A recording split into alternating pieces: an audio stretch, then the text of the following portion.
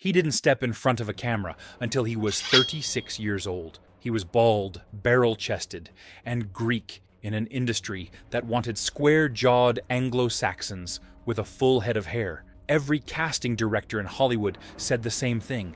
Nobody becomes a leading man looking like that. But by the time Aristotelis Savalas was done, he'd been nominated for an Oscar, played the most iconic James Bond villain of all time, scored a #1 hit record without singing a single note, and turned a lollipop-sucking detective named Kojak into one of the most recognized characters in television history. His catchphrase, "Who loves ya baby?" became so famous that Queen Elizabeth herself discussed it with him at a state dinner. And he did all of it by accident. This is the story of how a Greek immigrant's kid who shined shoes at Penn Station became the most unlikely television icon America has ever seen. And no one believed he could do it. Before we get started, if you're new here, this channel is all about the incredible true stories behind Hollywood's toughest legends. Hit that subscribe button so you never miss one.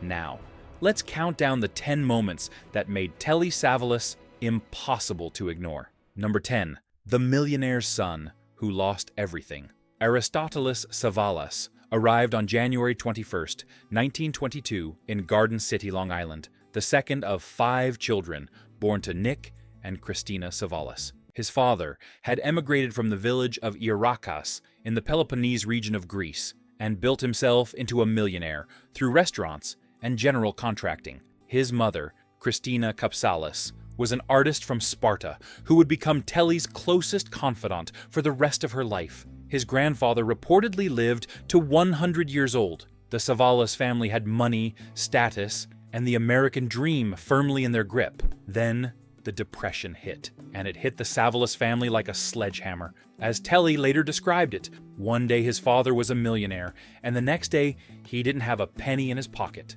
By the time Telly was 8 years old, he and his brother Gus were selling newspapers and building shoeshine stands from wooden crates at Penn Station just to help the family survive. The boy who had entered American schools speaking only Greek was now being called a dirty Greek by the neighborhood kids in New York. It was a wound that cut deep. His father addressed it with a line Telly carried his entire life. He told his son, "When you grow up and realize what your heritage means, then they will need a permit to speak to you."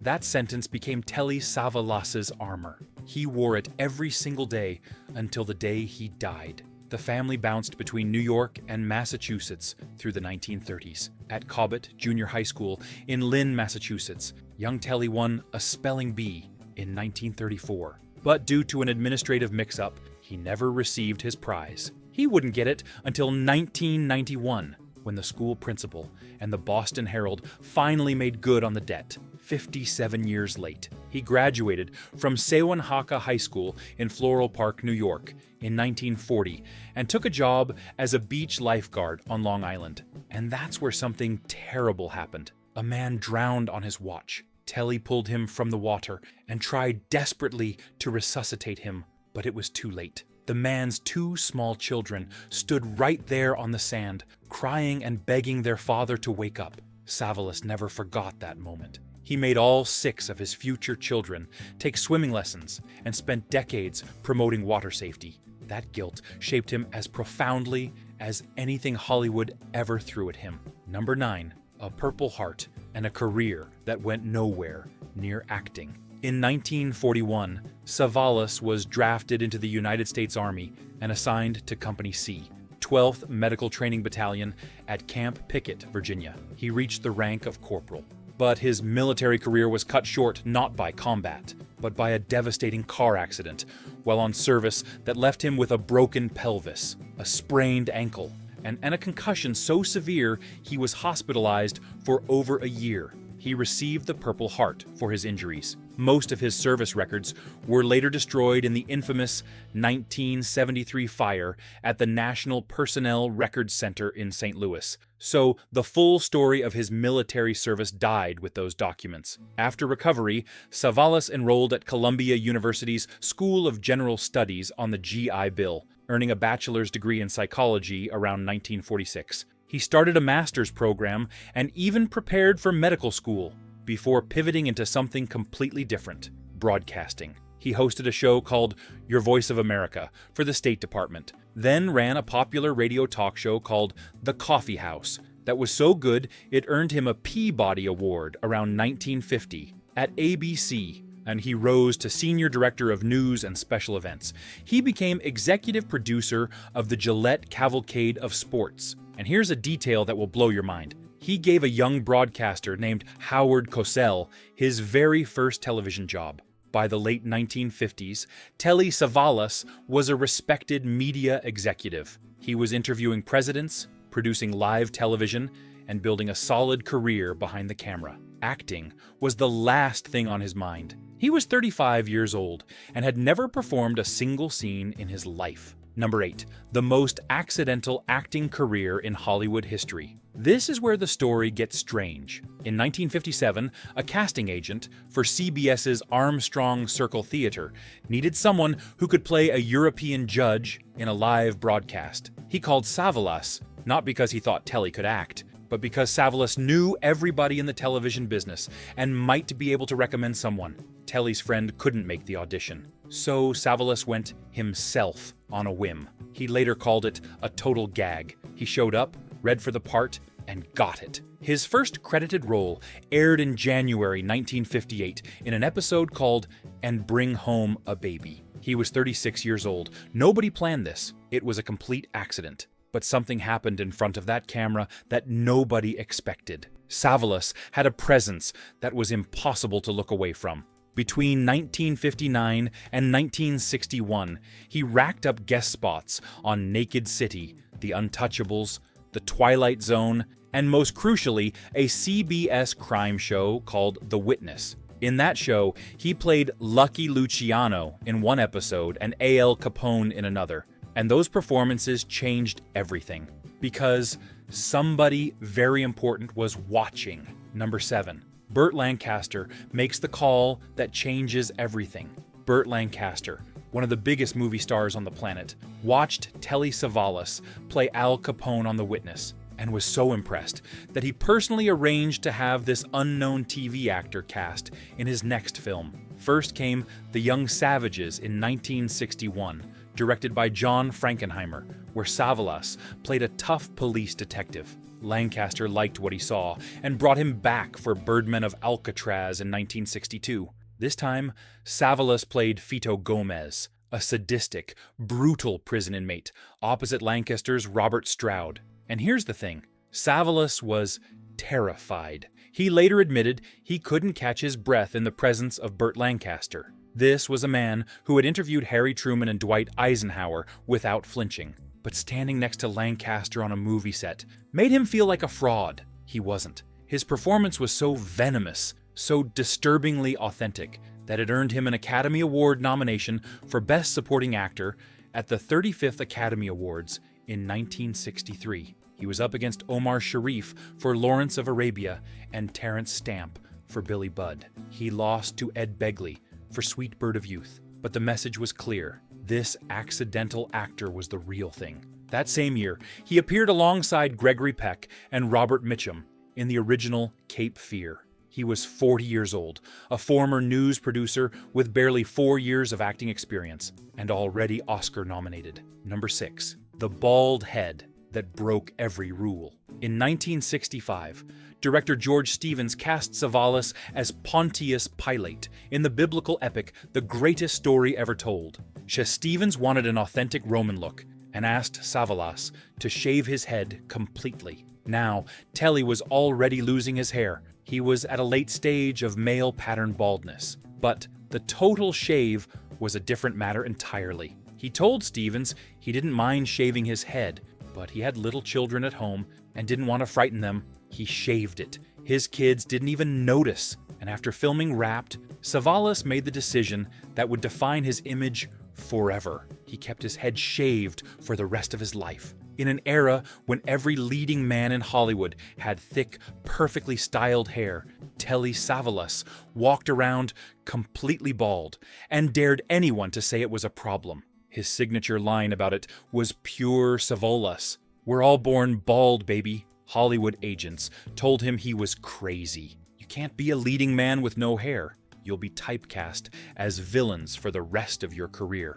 But Savalas understood something they didn't. In a town full of handsome faces, being unforgettable was worth more than being pretty, and nobody who ever saw that gleaming head forgot it. Number 5, The Dirty Dozen and the Poker Table That Never Closed. The bald head didn't hold him back, it launched him. In 1967, Robert Aldrich cast Savalas in The Dirty Dozen as Archer J. Maggot, a psychotic, Bible-spouting convicted rapist who was assessed as the most dangerous of the condemned men sent on a suicide mission behind Nazi lines. The New York Times called his performance swinish and maniacal. The film was made for $5.4 million and grossed $45.3 million worldwide, one of the biggest hits of the entire decade. But what happened off-camera was just as memorable. Savalas ran a nightly poker game on set at MGM's British studios, and it became the stuff of legend. Poker wasn't a hobby for Telly Savalas, it was a second profession. He had been gambling since he was a kid on the streets of New York, and by the 1960s, he was considered one of the best card players in Hollywood. That poker table followed him to every set for the rest of his career. Years later, he would finish third out of 149 players in a 1985 World Series of Poker event, winning $14,900. And in 1992, at age 70, he placed 21st in the WSOP main event, the $10,000 no-limit hold'em championship. To this day, a King-Jack poker hand is still called a Kojak. Number 4. $1 million to play the most famous villain in the world. In 1969, producer Cubby Broccoli needed a new actor to play Ernst Stavro Blofeld, James Bond's ultimate nemesis, in On Her Majesty's Secret Service. He chose Telly Savalas and paid him $1 million for the role. With that paycheck, Savalas bought a hotel called the Bridge House in Ferndown, Dorset, because that's the kind of thing Telly Savalas did with $1 million. The film starred George Lazenby as Bond, a complete unknown, replacing Sean Connery. Savalas was supportive of the nervous newcomer, publicly telling the crew that Lazenby didn't need any help and might blow him off the screen. Privately, he was fleecing Lazenby of his daily living expenses at the poker table, which infuriated producer Harry Saltzman. The film grossed $87.4 million worldwide, making it the second highest grossing film of 1969. But here's what matters. Savalas didn't play Blofeld as a typical Bond villain sitting in a chair stroking a cat. His Blofeld skies, brawls, and pilots a bobsled. He was physical, menacing, and dangerous in a way no other Blofeld has ever been. Film historians now consider his portrayal one of the most memorable versions of Bond's nemesis ever committed to screen. The following year, he starred alongside Clint Eastwood, Donald Sutherland, and Don Rickles in Kelly's Heroes, playing Master Sergeant Big Joe. One critic noted that the supporting cast upstages Clint at every turn. How could he compete with the wily Telly Savalas? Number 3, The Lollipop, The Catchphrase, and the biggest show on television. The character of Lieutenant Theo Kojak was born from real tragedy. Though Academy Award-winning screenwriter Abby Mann adapted the story of the 1963 Career Girl murders, a case in which a black teenager named George Whitmore Jr. was coerced into a false confession for the rape and murder of 2 young Manhattan women. That case helped trigger the Supreme Court's creation of Miranda rights. No studio would touch it as a feature film, so it became a CBS TV movie called The Marcus Nelson Murders, premiering March 8, 1973. Savalas initially resisted doing a series. He told producers he'd do the TV movie, but he didn't want to be stuck playing one character. His life was about variety. Abby Mann pushed hard. He described Savalas as having brute power released with no seeming effort, underscored by gentleness and compassion. Kojak premiered on CBS on October 24, 1973, and ran for 5 seasons and 118 episodes. At its peak in the 1974 to 75 season, it ranked number 13 in the Nielsen ratings, the highest-rated crime drama on television. The character's Greek-American heritage was a direct reflection of Savalas' own identity and was groundbreaking representation for the era. The lollipop originated during the show's 5th episode. Co-star Kevin Dobson recalled that Telly said he needed something for a scene. A stagehand was standing nearby with a lollipop jammed in his shirt pocket. Dobson flipped it to Telly and said, "Here you go." That Tootsie Pop first appeared on screen in Season 1, Episode 8, broadcast December 12th, 1973. Both Savalas and Kojak were trying to quit smoking. The lollipop became a substitute. It also gave him 3 cavities. And then came the catchphrase, "Who loves ya, baby?" entered the cultural lexicon so completely that Queen Elizabeth, whose family were keen viewers, discussed the show with Savalas at a 1976 state dinner hosted by President Gerald Ford. He won the Emmy for Outstanding Lead Actor in a Drama Series in 1974 and back-to-back Golden Globes in 1975 and 1976. In some countries, lollipops are still colloquially called Kojak. TV Guide later ranked the character number 18 on its 50 greatest TV characters of all time. Number 2, a number 1 hit without singing a note, and a ghost story nobody can explain. In 1975, at the height of Kojak mania, Savalas recorded a spoken-word cover of Bread's If. He never sings a single note. He simply purrs his way through the lyrics in that famous gravelly baritone. It reached number 1 on the UK singles chart for 2 weeks in March 1975 and also topped the Irish charts. At 53, he became one of the oldest chart toppers in UK history. He was completely self-aware about his musical limitations, writing in his liner notes that people know singing is not his bag and he can only make mistakes by pretending to be a great singer. But the most extraordinary chapter of Telly Savalas' life has nothing to do with acting or music. On the night of February 27th, 1957, before he ever set foot on a soundstage, he was driving home to Long Island after dropping off a date when his car ran out of gas on a lonely highway after 3 in the morning. He walked to a White Castle for directions and headed through dark woods toward a gas station. A high-pitched, effeminate voice called out from the darkness, "I'll give you a ride." He turned to find a man in a white suit sitting in a black Cadillac, a car he never heard approach. The stranger drove him to the gas station, lent him $1 without being asked, and handed him a piece of paper with a name and phone number. During the ride, the man inexplicably mentioned a baseball player.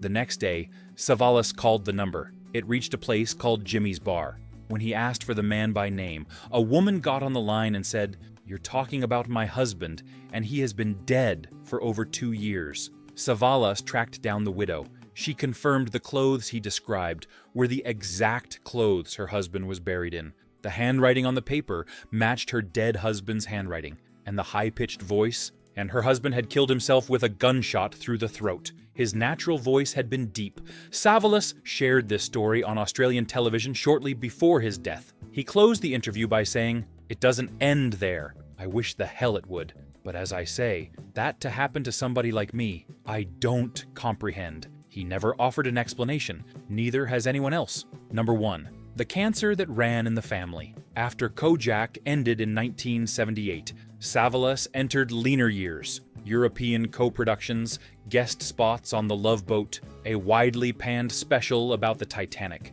But he happily returned to Kojak in 7 TV movies between 1985 and 1990, with the character promoted to inspector. A young Andre Brauger, years before Homicide, Life on the Street, was cast as his protege. Through it all, Savalas lived at the Sheraton Universal Hotel for 20 years. His mother, Christina, lived in a suite a few floors above, expenses paid. The hotel bar was renamed Telly's in his honor. He was godfather to Jennifer Aniston through his close friendship with her father, Greek-American actor John Aniston. His inner circle included Frank Sinatra, Don Rickles, and Angie Dickinson. On the golf course, every time Savalas announced he was going to put one real close, he never did. When anyone else hit a good shot, he'd shout, "Play golf!" at the top of his lungs. He married 3 times and had 6 children with 4 women. His third wife, Julie Hovland, a travel agent from Minnesota, married him in 1984 and stayed until the end. His youngest daughter, Ariana, became a singer and performer who carried on his artistic legacy. Between his second and third marriages, he had a long relationship with British actress Sally Adams, who had a young daughter named Nicolette Sheridan. When 10-year-old Nicolette emigrated from England to the United States, she called Telly Daddy. When the relationship ended, the loss was devastating for the girl, who would later become a television star herself. In late 1989, Savalas was diagnosed with transitional cell cancer of the bladder, the same disease that had killed his father Nick back in 1948. His older brother Gus had recently been diagnosed and treated, and kept urging Telly to get checked. But Telly wasn't the sort of man to have regular checkups. His family had to trick him into seeing a doctor. He had been ignoring blood in his urine. By the time he was hospitalized, the cancer had spread to his hip bones, his pancreas, and his prostate. Doctors recommended radical surgery.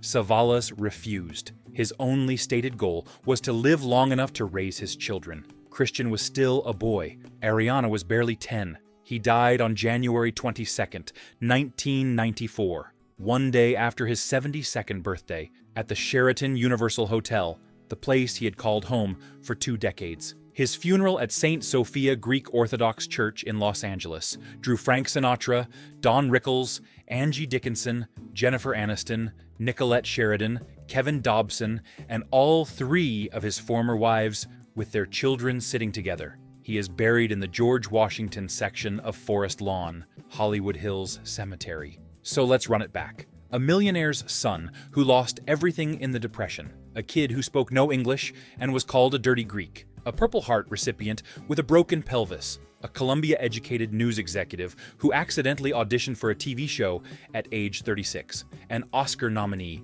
within 4 years, a man who shaved his head when every agent in Hollywood said it was career suicide, Blofeld, Big Joe, a Peabody Award winner who gave Howard Cosell his first job, a #1 hit record without singing, a poker player who competed at the World Series of Poker at age 70, godfather to Jennifer Aniston, a man who met a ghost in a black Cadillac and never found an explanation, and the bald, Greek, lollipop-sucking detective who made "Who Loves Ya, Baby" part of the English language. They said he was too old to start acting.